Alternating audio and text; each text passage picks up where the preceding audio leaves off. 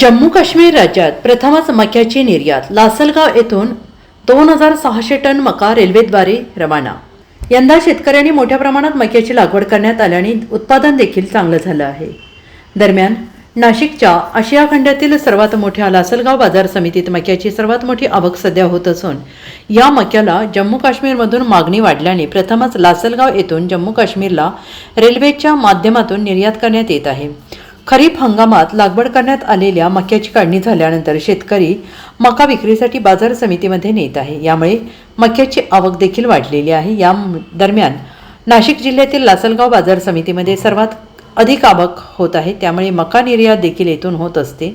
यंदा जम्मू काश्मीर येथील मक्याला मागणी होत असल्याने लासलगाव येथील मका निर्यात केला जात असून जम्मू आणि काश्मीर येथून मक्याची मागणी आल्याने रेल्वेद्वारे वाहतूक करण्यात येत आहे. बारी ब्राह्मण येथे 40 वॅगन असलेल्या रेल्वे मालगाडीच्या माध्यमातून 2600 टन मका पाठवला जात आहे. मका भरण्याचं काम सध्या सुरू आहे. दरम्यान महाराष्ट्राच्या नाशिक जिल्ह्यातून मका निर्यात होत असल्याने त्याचा फायदा शेतकऱ्यांना होणार आहे.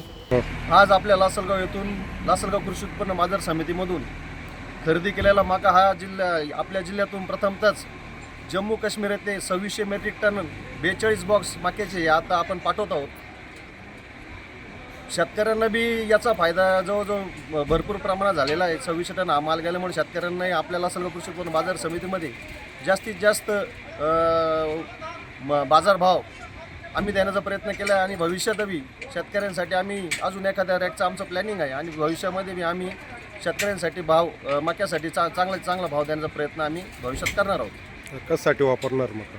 हा मका हा पोल्ट्री फीड खाद्यासाठी यूज होणार आहे आणि तो जम्मू काश्मीर येथे बरी ब्रह्मा म्हणून हे गाव आहे. त्या बरी ब्रह्मा गावामध्ये हा मका जाणार आहे आणि तिथं पोल्ट्री फीड खाद्य बनवून तिथं स्थानिक पोल्ट्री शेडसाठी लोकांसाठी तो ते पाठवणार आहे फीड खाद्य तयार करून. Bureau report SBN Marathi, Manmad.